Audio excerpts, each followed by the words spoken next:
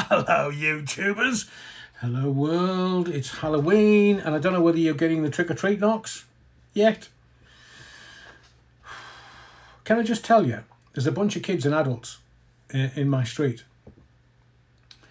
and the adults are playing Mike Oldfield's Tubular Bells. It's the theme from The Exorcist. Have these people not seen the film? I doubt any of the kids have. But, I mean, somebody's obviously thought, oh, that would be really funny. Traumatising your kids. Well, what's even more traumatic, I'm not answering my door, so they're not getting any sweets off me. Oh, Adrian, you spoiled sport. But really? Walking your kids around the streets to the theme from The Exorcist? I mean, that's about as funny as piles. Anyway, evening, YouTubers. Evening, world. So, today's video, what I'd like to do is I'd like to revisit the truth. And I'd like to revisit facts. Look, I get it.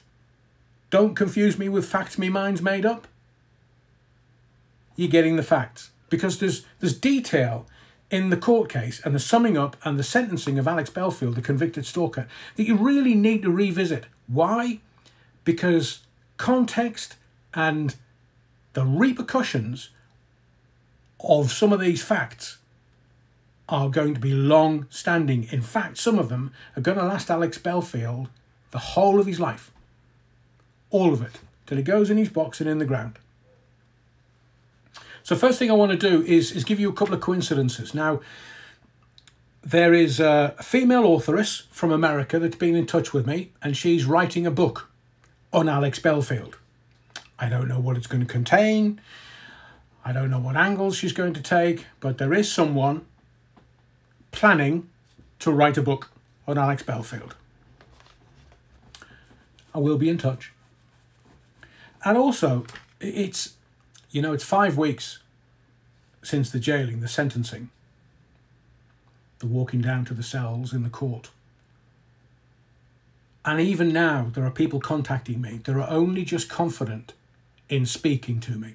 Not speaking in public, but speaking to me. And there's a couple of things that I want to save this particular story for another video, because it'll take quite a while to tell the tale. But there's my side of the story and there's another side of the story, and I'm going to mesh the two because they are the same story. Only for 20 years, if the convicted stalker hadn't been sent to jail, I doubt whether my old work colleague and friend would have been in touch, because just with time and circumstances we've drifted apart, but we've reconnected. And the only hint that I'm going to tell you about the story is that a couple of videos ago, someone wrote in the comments, when I told you the story about capital AM, when I was doing Santa's Sack of Wit, and I literally was sweary Mary on air. I mean, broke all kinds of transgressions, all kinds of rulings. And as I said at the time, Alex and I put our head down thinking, oh, storms are going to come. But it didn't. And he told me that he'd made a mistake. He'd edited the wrong bit out and left all the sweary Mary stuff in the audio that went out on air. And somebody said, Adrian, do you not think he did that on purpose? And that's kind of stuck with me. And this week, I've had proof that he wanted rid of me from my on-air gig, my show with Century 106. Because something happened the day that I walked out of Century 106. I walked out live on air. And have a guess who was sitting through the glass answering the telephones?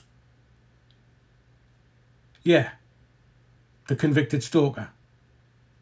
And I walked out because of what he was telling me, which was a lie. So we'll do this in another video in a couple of days, because I just need to think it through. There are people that I don't want to name out of a professional courtesy. I don't want to. And there are certain legal ramifications that I need to look at to make sure that it's factual, to make sure that it's my lived experience. But now there's someone else that's come forward and giving me his lived experience. And we were able to corroborate both of our lived experience to the point where we literally drew a sharp intake of breath, because the convicted stalker was at it in 2000. And also, as a little reference, somebody said, oh, he left to go to Nigeria in 1999. Well, just explain something to me then.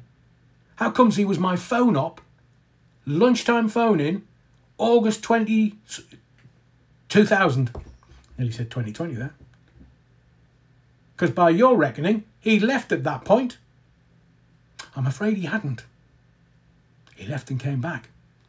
So much for your sources.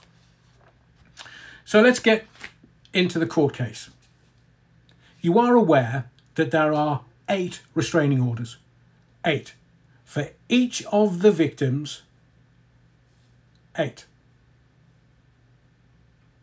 What does that mean? Well, it means there are conditions to the restraining orders, and it means that he cannot contact by any means at all, under any circumstances, any of the 8 victims. Not only can he not contact them by any means, he can't publish anything about the 8 victims. So not only can he not contact them by any means, he can't publish anything about them by any means. He can't even mention their names. That's the judge's ruling. 8 restraining orders, each of them with exactly the same conditions, which means he can't come out of jail and then start talking about the court case and then giving his narrative. He can't mention them by name. He can't go on stage and mention them by name. He can't contact them by any means. Because if he does, it's a straight recall to prison. He will do his full sentence of 5.5 years. And not only will he do his full sentence of 5.5 years, he'll get 5 years for every breach of those restraining orders. So if he mentions each of them by name in social media or on stage, 40 years. He's not that stupid, surely. And he can't even infer. That came out of the court case that a lot of people missed. So not only is he going to serve 2.5 years, and to any of his supporters, I just want to make you aware that if anything happens to anyone in the world, because Alex is not allowed to contact the victims, but neither is any other human being or agent on his behalf. So if anyone contacts the victims and mentions the court case, Alex goes back in. It's a straight recall to prison. Because he will come out on licence. And I'm sure the conditions of his licence will be, you can't contact the victims. You can't name them. You can't be in touch with them or an agent on your behalf. And what that will be, there will be a warrant craved at court and it will be a straight recall to prison warrant. So the boys in blue will knock on the door. They won't bash his back doors in. I don't think they ever did that in the first place. Because there definitely would have been video evidence. But the cops will just turn up, knock on the door. He won't know this. And it'll be handcuffs, straight down to the local cop shop, and then straight back to prison. No ifs, ands, buts or maybes, straight back to prison. Because that's the law of the land. This is not some freedom fighter fighting for the freedom of speech. This is a convicted stalker. He was facing 21 years in jail. 21. And he's going to do 2.5, well, 2 years, 9 months. He got off lightly. And I am, in a very future video, going to address his non-appeal. And I'll give him some advice. Friendly advice. Because he's in a whole world of pain. And if he doesn't think that he is, somebody needs to take him to one side and explain the situation to him. Because he needs it. So there are 8 restraining orders in place. You are aware that he's had to pay some court fees. They were £27,900 and he's only had to pay £10,000. But he told the court that he didn't have any money. That's why he was representing himself, because he didn't have enough money to pay for legal representation. Now, please, explain this to me. Where did all the money go that he said he needed because he was suing the BBC? Where has all the money gone that he needed because he was suing Nottinghamshire Police? Where has the money gone? Told the court didn't have any. Has he blown it all? All your kindness on holidays in America. He coughed up 10 grand to the court when he told them he didn't have any money. Where did that come from? Alex Belfield, from his KC, King's Counsel, not Queen's Counsel now, King's Counsel, David Aubrey. Alex Belfield knew his conduct would cause alarm and distress, but didn't realise the level it would cause. Alex could see the distress of the victims. He is sorry for what he did and wished he hadn't done it. So if that's the case, if his contrition is genuine, then he would be looking not to make amends, but looking at changing the way he is, and would accept any support and help in that regard. Alex's remorse is genuine, according to his barrister. There are things that make me think that that is not accurate. That is not necessarily a truth. If his remorse was genuine, there is something called mitigating circumstances that I will get to in a minute that would have helped Alex reduce his sentence. But he didn't. So I don't believe his remorse is genuine. Not when he thinks that going to jail is like being on a cruise. There were 5 character references. One from a guy called Tony Delahunty, who I know, and I'm not sure this was a character reference because all Tony said was, unless Alex changes, his career is finished. That is a fact. He's never going to work in radio again. I mean, I'm sure that a lot of the celebs are going to be very nervous around him. Not sure what's going on with Katie Hopkins. I know that Alex would have made her a lot of money if they'd done more live gigs, more theatre gigs, darling. So that gravy train has disappeared for a while.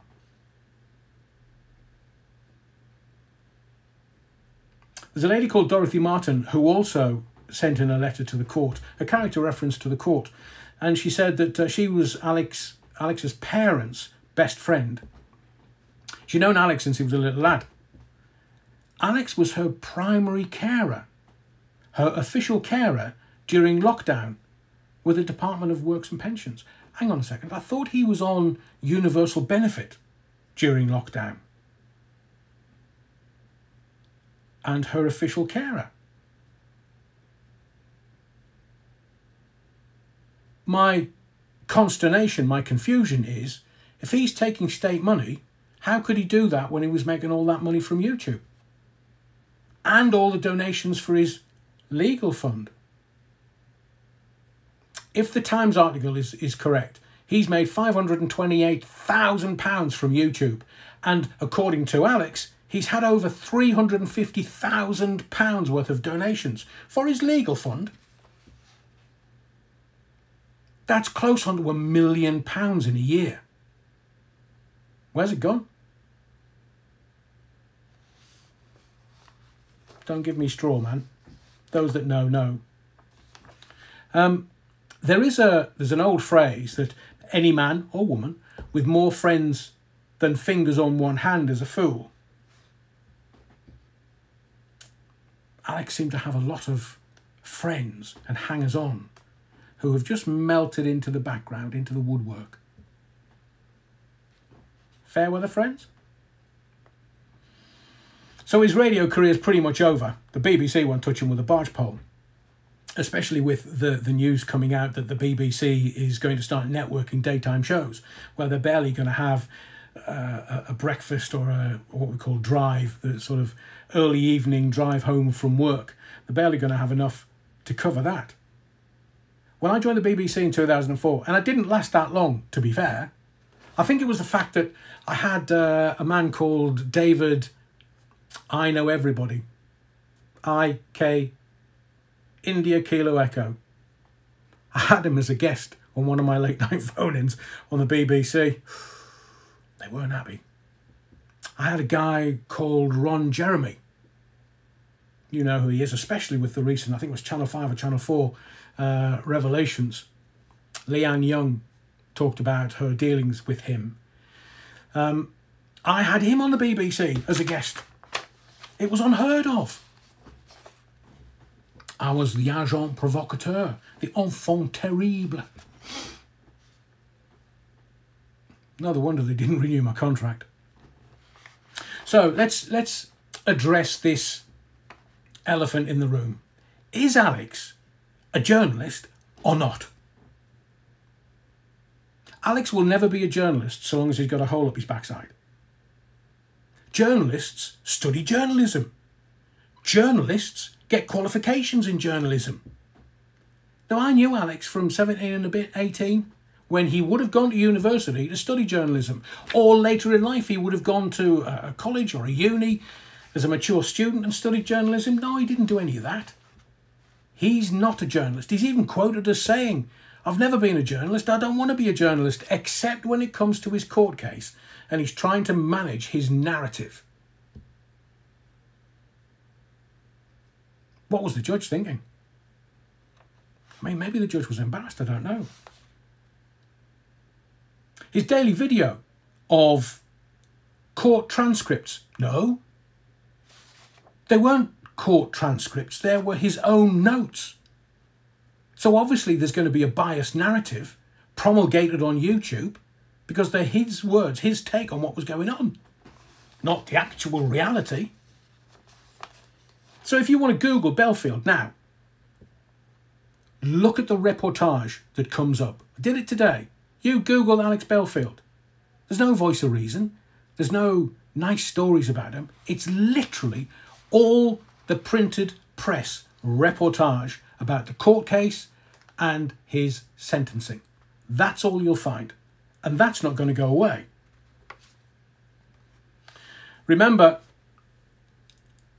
King's Counsel David Aubrey said to the court and the judge, a custodial sentence will have a profound and negative effect on Alex. Alex will lose his home and his career. He has already suffered strain and anxiety. That's not what he was giving off. So maybe he was the proverbial swan, looks all calm and collected and serene on the surface of the water, and then underneath he's paddling furiously. But the narrative he's trying to promulgate from inside is, oh, it's like being on a cruise. Jail. I think you'll find it's not. So Mr Justice Saini had an opportunity to reduce Alex's sentence. He was facing 21 years in jail, 10 years apiece as the maximum sentence for the guilty verdict, the two guilty verdicts, and the lesser stalking, it was a maximum of 6 months each. So that was 21 years he was facing. And this is not freedom of speech. It had nothing to do with freedom of speech. It was all about stalking. Stalking and harassment. And there are recent laws, relatively, that oversee this. And he was lucky that he got 2.5 for the two main stalking verdicts. But the mitigating circumstances that the judge could have looked at that would have helped Alex get a reduced sentence, it would have been one of three things. One, service to the community. If he'd done anything, any goodwill, any charity work or any supporting of his local community, the judge could have looked at that if Alex had submitted that, and if he'd had his own brief, the brief would have told him, these are the mitigating circumstances, you've got to find examples of this. There was no mitigating circumstance around service to the community. There was no mitigating circumstance around good character. You can't have a guy sitting in a court that's been accused ×8 and found guilty ×4 of stalking and harassment. There's no such thing as good character. And finally, if he had pled guilty from the outset. Now, Alex couldn't do that because he was telling everybody he wanted his day in court with the BBC. He wanted his day in court with Nottinghamshire Police. Oh, by the way, give me another £1. He couldn't plead guilty. He had to go through with it all. And I think somewhere he must have thought, I'll get a suspended sentence.